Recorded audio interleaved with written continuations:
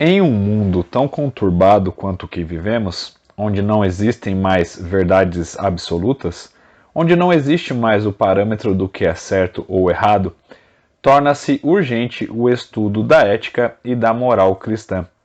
A Bíblia é um livro sagrado que nos revela a salvação por meio de nosso Senhor Jesus Cristo.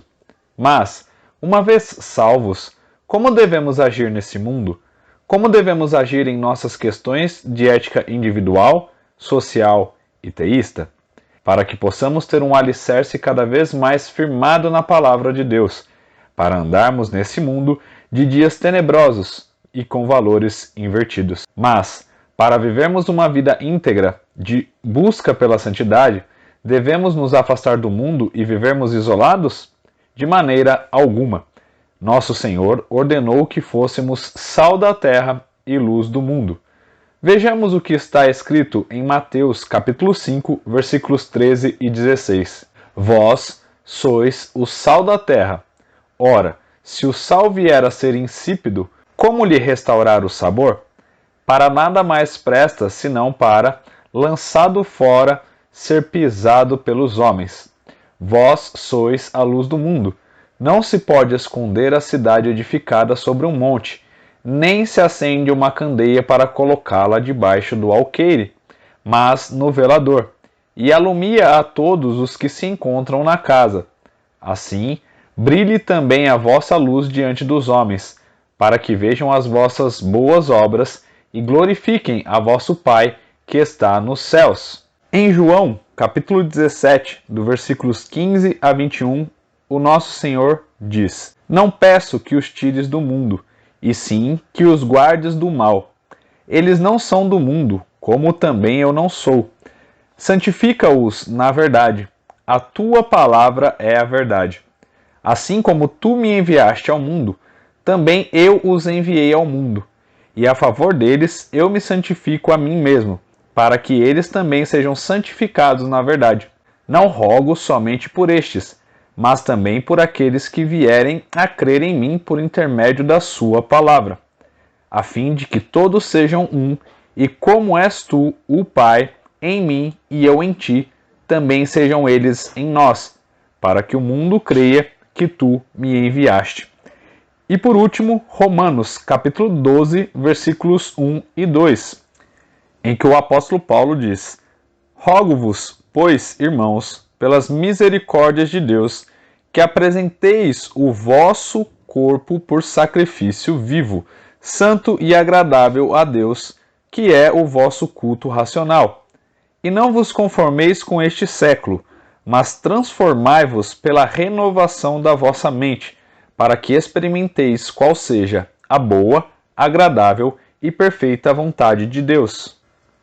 E para iniciarmos os nossos estudos, vamos falar a respeito da ética individual, social e teísta.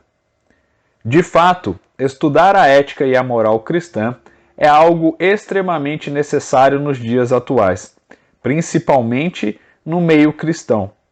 Sabemos, primeiramente, que Deus está de olhos bem abertos para tudo o que fazemos. Ele sonda os nossos corações. Ele é onipresente, está em todos os lugares, e nada pode ser escondido de sua presença. Vejamos o Salmo de número 139, os versículos de 1 a 6. Ao mestre de canto, Salmo de Davi. Senhor, tu me sondas e me conheces. Sabes quando me assento e quando me levanto. De longe, penetras os meus pensamentos, esquadrinhas o meu andar e o meu deitar, e conheces todos os meus caminhos. Ainda a palavra me não chegou à língua, e tu, Senhor, já a conheces toda. Tu me cercas por trás e por diante, e sobre mim pões a mão. Tal conhecimento é maravilhoso demais para mim. É sobremodo elevado, não o posso atingir. Posteriormente, somos vistos e julgados pelos olhos do mundo, dos que estão ao nosso redor, nossos vizinhos, familiares e amigos. Essas mesmas pessoas podem até não ser cristãs, mas estão prontas para analisar e julgar nossas atitudes e comportamentos.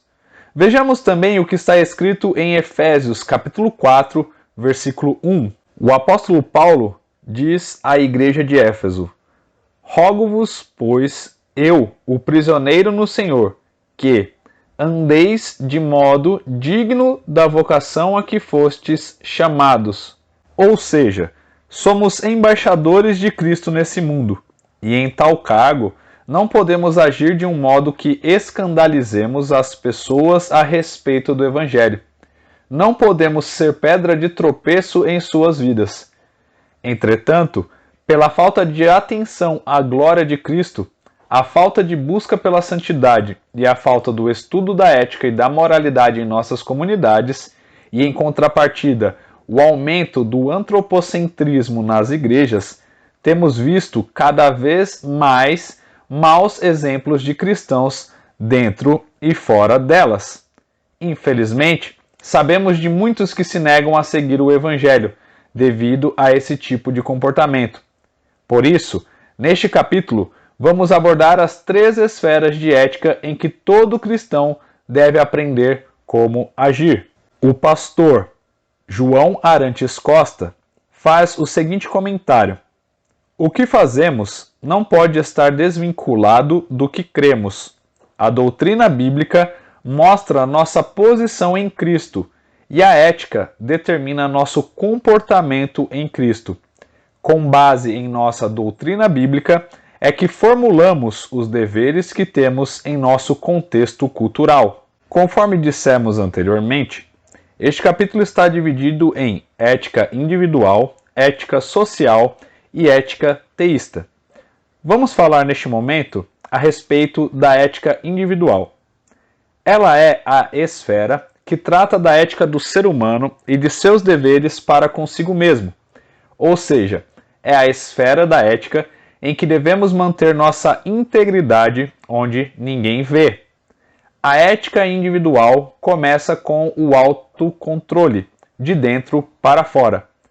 Paulo advertiu seu discípulo Timóteo acerca de tais coisas, quando disse: tem cuidado de ti mesmo e da doutrina.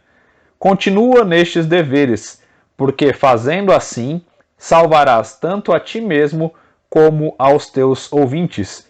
1 Timóteo capítulo 4, versículo 16. Ou seja, em nosso dia a dia, a ética individual é aquilo que fazemos quando ninguém está vendo, como agimos longe dos holofotes. O Senhor Jesus, por exemplo, advertiu os fariseus a respeito dessa hipocrisia que eles tinham. Em Mateus, capítulo 23, do versículo 1 ao 4, podemos ver o seguinte trecho: Então, falou Jesus às multidões e aos seus discípulos. Na cadeira de Moisés se assentaram os escribas e os fariseus. Fazei e guardai, pois, tudo quanto ele vos disserem. Porém, não os imiteis nas suas obras, porque dizem e não fazem.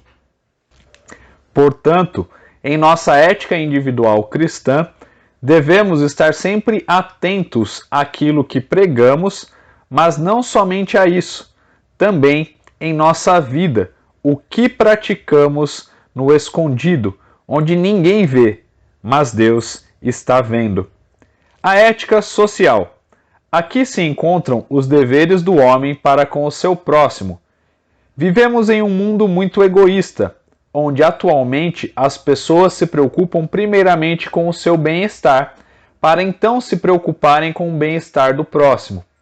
Por exemplo, no Brasil, precisamos ter leis em que sejam especificados os assentos preferenciais para pessoas grávidas, idosos e deficientes. Porém, se todos tivessem a consciência de amor ao próximo, será que essas leis seriam mesmo necessárias? Diversas vezes vemos homens ou mulheres mais fortes e sem qualquer defeito usar o assento preferencial de trens, ônibus, etc., alegando um enorme sono e uma dormência inexplicável. Isso se deve à falta de empatia, ou seja, não saber se colocar no lugar do próximo, não ter compaixão por ele. Mas o que Cristo nos ensinou? Vejamos em Mateus, capítulo 22, versículos 36 a 39. Mestre, qual é o grande mandamento na lei? Respondeu-lhe Jesus: Amarás o Senhor, teu Deus, de todo o teu coração, de toda a tua alma, de todo o teu entendimento. Este é o grande primeiro mandamento. O segundo, semelhante a este, é: amarás o teu próximo como a ti mesmo. Podemos aprender com o nosso Senhor que o amor é o princípio fundamental da ética social. Sem o primeiro, o segundo não pode existir verdadeiramente. Vejamos 1 Coríntios capítulo 13, do versículo 4 ao versículo 8. O amor é paciente, é benigno. O amor não arde em ciúmes, não se ufana, não se ensoberbece, não se conduz inconvenientemente, não procura os seus interesses, não se exaspera, não se ressente do mal, não se alegra com a injustiça, mas regozija-se com a verdade. Tudo sofre, tudo crê, tudo espera, tudo suporta. O amor jamais acaba. O próprio apóstolo diz ainda em Filipenses, capítulo 2, versículos 3 a 4. Nada façais por partidarismo ou vanglória, mas por humildade, considerando cada um os outros superiores a si mesmo. Não tenha cada um em vista o que é propriamente seu, senão também cada qual o que é dos outros. Como bons cristãos, devemos estar sempre atentos à nossa ética social. Como estamos agindo com o nosso próximo? E por último, gostaríamos de falar a respeito da ética teísta. Em Êxodo, capítulo 20, vemos o Senhor entregando os 10 mandamentos ao povo hebreu. Com isso, constatamos que os 4 primeiros mandamentos se tratam do relacionamento correto que deviam ter com Deus. Ou seja, isso era a ética teísta que Israel deveria ter. Posteriormente, em Mateus capítulo 22, dos versículos 36 a 40, Cristo fez um resumo da lei, mostrando aos seus discípulos a maneira correta que deviam agir com Deus em uma ética teísta e com o próximo em uma ética social. Para isso, Jesus citou 2 versículos do Antigo Testamento, sendo eles Deuteronômio, capítulo 6, versículo 5, e Levítico, capítulo 19, versículo 18. Ou seja, em nossa ética teísta, devemos ter uma entrega total ao Senhor. Como está escrito em Marcos, capítulo 8, versículo 34. Então, convocando a multidão e juntamente os seus discípulos, disse-lhes: Se alguém quer vir após mim, a si mesmo se negue, tome a sua cruz e siga-me. Por fim, gostaríamos de dizer o seguinte: nas sociedades existentes, sempre haverá um certo tipo de ética, sendo que em alguns países, como no Brasil, existe a ética em alguns segmentos científicos ou profissionais. O cristianismo tem o seu código de ética, que é a Bíblia Sagrada. Foi com essa visão que Paulo escreveu a seu discípulo Timóteo: Toda a Escritura é inspirada por Deus e útil para o ensino, para a repreensão, para a correção, para a educação na justiça, a fim de que o homem de Deus seja perfeito e perfeitamente habilitado para toda boa obra. 2 Timóteo, capítulo 3, versículos 16 e 17. Por diversas vezes no dia a dia, temos que tomar decisões com implicações pessoais, sociais e teístas. Precisamos analisar e mensurar o impacto de como essas questões éticas podem influenciar nossas vidas, as vidas de outras pessoas e, acima de tudo, o nosso relacionamento com Deus. Lembrando, ética individual. Cada um de nós dará conta de si mesmo a Deus. Romanos 14:12. Ética social. levai as cargas uns dos outros. Gálatas capítulo 6, versículo 2. Ética teísta. Não terás outros deuses diante de mim. Êxodo 20, versículo 3. E para encerrarmos, Mateus capítulo 5, versículo 16. Assim, brilhe a vossa luz diante dos homens, para que vejam as vossas boas obras e glorifiquem a vosso Pai que está nos céus.